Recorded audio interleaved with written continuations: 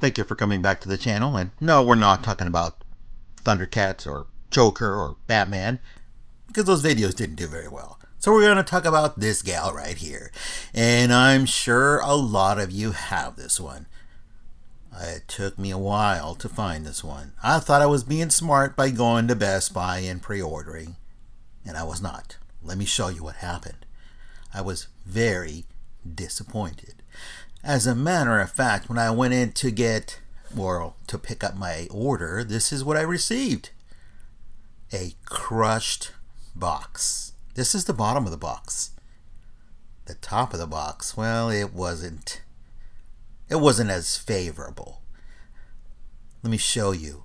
They put in an inspection decal on the package.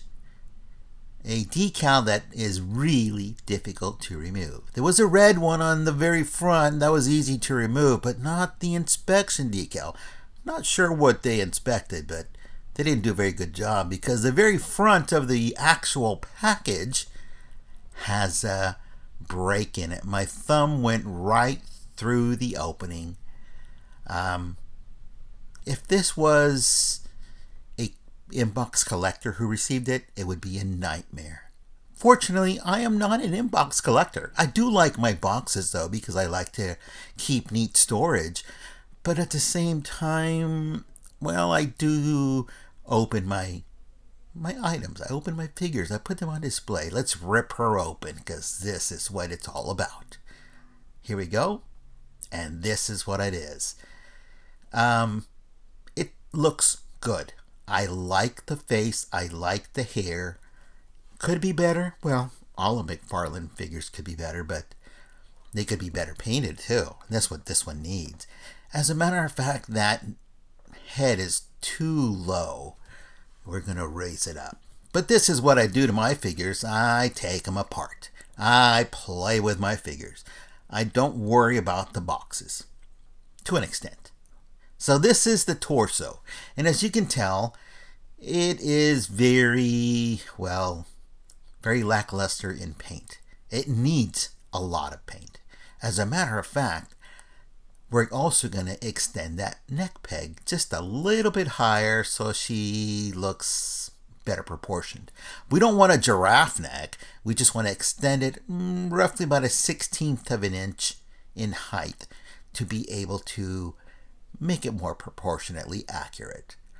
And yes, the hair does need some color too. So this is the actual torso. It doesn't have a lot of forward crunch. It's got lots of backward crunch, and that's because that center peg or hole for that is off center. It's not dead in the center. So no, you really can't do much to extend the forward crunch. But this is what I'll be working with.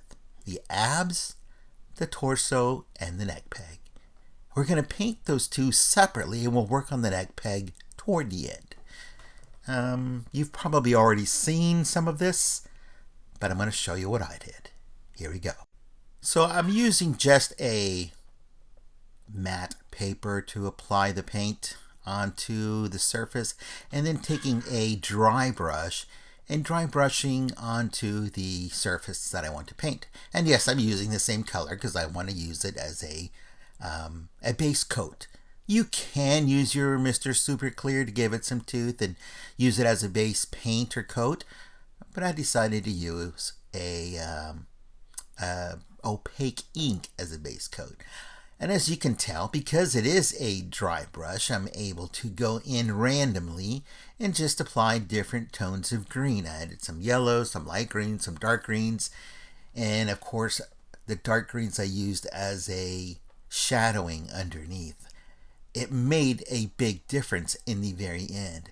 Now, the reason why I'm using a round tip brush is because I can go in any angle, any direction. If you use a flat brush, you can still do the dry brushing, but you have to stay in one direction. I didn't want to limit myself, so I used these round tip brushes and use them for dry brush. And it works so much better because you can dry brush in any direction so long as you're hitting the relief spots or the high spots of that figure. Now let me show you what this looks like. Here it is, almost complete. Now, if you want to use your sealant, you can certainly do so, or your Mr. Super Clear. I still have some of the paint on this dry brush, and I'm going to go in and just tap a few spots and hit them with the yellow, just to give it some more depth and more contour. You do have to let it dry before you go on and add another layer of paint to another object. Otherwise, it's just going to blend in. It's gonna look muddy. But if you want it to really stand out as dry brush, then wait for it to dry. And you may have to wait a couple hours or hit it with a hairdryer and then use your Super Clear or your sealant in between coats. Let me show you what this turned out to look like. Now, these are the neck pegs that I've accumulated over time. The green one on the left is the one that belongs to Poison Ivy. It is slightly longer, but not long enough. It needs to be an 1/8 or a 1/16 of an inch, let's just say 1/16 of an inch, a little bit higher. The others are from other shorter neck pegs that I've acquired, and I can use them sparingly. Now, this is the palette that I used. Now, if you looked at the figure on the card or the artwork, you notice that she doesn't have shoes.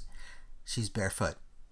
I wish we would have received an exchange or interchangeable feet that go onto this, but she's got to be able to stand on that peg, so they gave her shoes. This is what she looks like all painted up. And yes, I did paint the hair.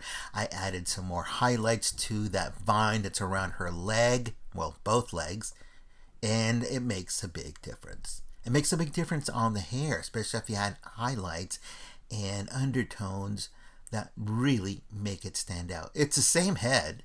I just raised it a little taller by adding a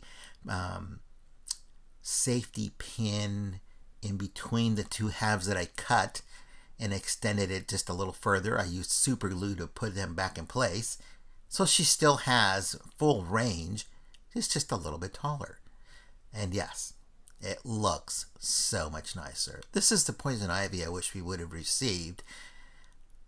Or you can have this one out of the box. Well, in the box, if you're an in-box collector, because you're never going to remove it. It's going to look plain Jane. But that's to each his own. I don't like my figures to look plain Jane. I like them to look like, well, like the money that I paid for it. This was $35. And that's one of the reasons why I'm not going to be collecting as many anymore. If this video doesn't do well, I'm just going to back off. I'm not going to produce as many videos as I was before.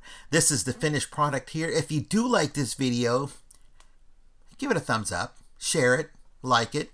Now, if it doesn't do well, then you're just not going to see as many videos from me as before.